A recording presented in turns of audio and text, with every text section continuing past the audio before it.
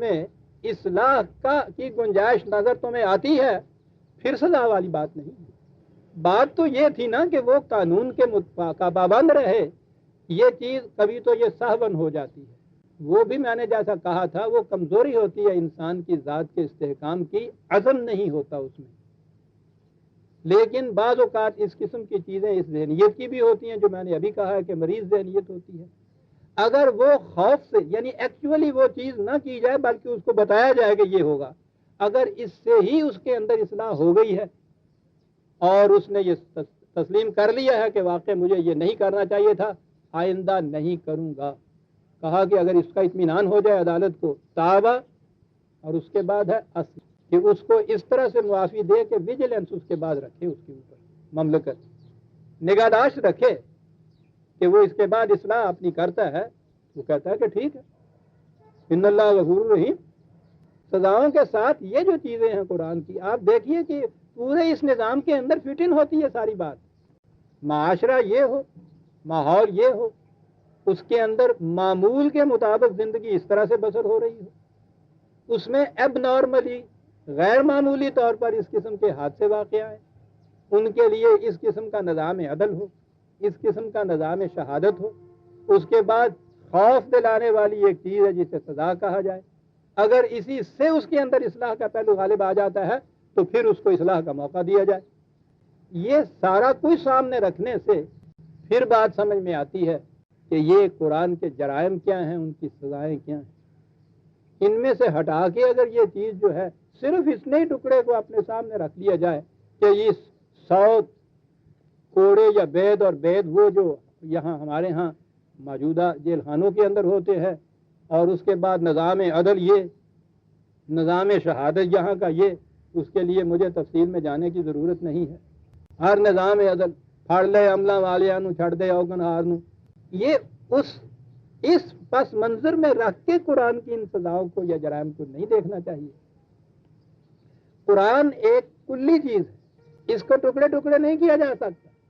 اس کا تجزیہ نہیں کیا جا سکتا، ڈویزیبل ہول نہیں ہے، یہ انڈیویزیبل ہول ہے، وحدت ہے، ناقابل تقسیم۔ جیسے انسان ایک پورے کا پورا ہوتا ہے، بیمار ہوتا ہے تو سارا بیمار ہوتا ہے نا، اسی طرح سے قرآن زندگی کو ایک ناقابل تقسیم وحدت قرار دیتا ہے۔ قرآن ضابطۂ حیات ہے ناقابل تقسیم وحدت کے لیے۔ اس کے کسی حکم کو بھی آپ نے دیکھنا ہو تو یہ جو کلی نظام اس کا ہے اس کی روشنی میں اس کو دیکھو، پھر اس کی حکمت سمجھ میں آئے گی۔ وہاں تو ہر بات اور ہر حکم کے لیے وہ کہتا ہے کہ ہم حکیم ہیں، یعنی ایک مستقل صفت خدا کی، مستقل قدر اس کی جو ہے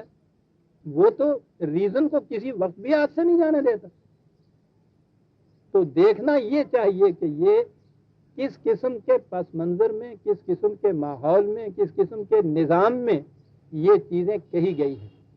یہ باتیں سامنے آ جائیں گی تو پھر عزیزان من ان کا صحیح مفہوم سامنے آئے گا، ورنہ یہی بات کہ ہاں صاحب ٹھیک ہے اسلامی نظام نافذ کرو، چور کے ہاتھ کاٹ دیجئے اور وہ زانی کو سنسار کر دیجئے، اور اس کے بعد آپ دیکھیے کہ صاحب پھر کس طرح اصلاح نہیں ہوتی۔ جناب بہت اچھا جی، ٹھیک ہے جی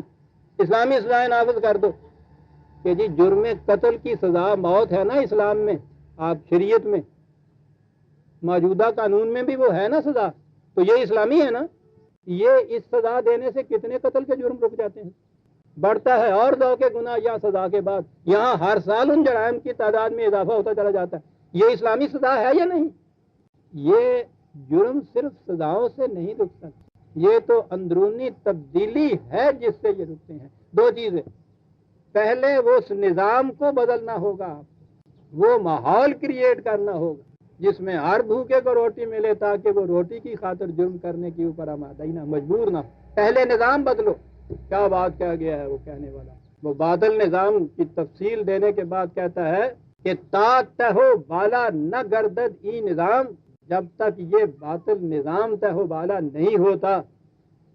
جب تک یہ نہیں ہوتا، سنیے اس کے بعد پھر دانش و تہذیب و دی سودائے خام، دانش تا تہو بالا نہ گردد ای نظام، دانش و تہذیب و دی سودائے خام۔ اور اس کے بعد وہ یہ کہتا ہے کہ یہ قانون کے ذریعے سے یہ تبدیلیاں لانے والے جو ذہن میں لیے بیٹھے ہیں سن لو، نیستی کار فقیہاں ایپیسر، یہ قانون والوں کی بس کی بات، نیستی کار فقیہاں ایپیسر با نگاہ دیگر اورا نگاہ، زاویہ نگاہ بدل اور اس کے بعد اس کو دیکھ، پھر بات سمجھ میں آئے گی۔ خالی قانون کو مکینیکلی کہیں بھی نافذ کر دینے سے یہ نتائج نہیں پیدا، یہ نگاہ دیگر جو ہے یہ ہے یعلمہم الکتاب والحکمہ ویزکی، تعلیم کتاب و حکمت کی اور نشو و نما انسانی ذات کی نفسیاتی تغیر، اس کے بعد نتائج عزیزان من مرتب ہوتے ہیں جو قرآن کہتا ہے۔ مکینیکلی کسی چیز کو بھی آپ نافذ کریں گے تو کچھ نہیں ہو سکتا۔ یہ ہے عزیزان من پورا پس منظر، جس کے تابع میں سمجھتا ہوں یہ پہلی آیت آج ہم نے یہ ختم کی ہے۔ آئندہ درس میں ہم سورہ نور کی تیسری آیت لیں گے اور پھر تو انشاءاللہ رواں چلے جائیں گے۔ میرا خیال ہے کہ یہ جو 3 درس میں نے اس کے پس منظر کے لیے پیش کیے ہیں یہ مفید رہے ہوں گے آپ کے لیے۔ یہ نہایت ضروری ہے اس کو سمجھنے کے لیے کہ قرآن کی روح سے جرم و سزا کی نوعیت کیا ہے۔ ربنا تقبل منا انک انت السمیع العلیم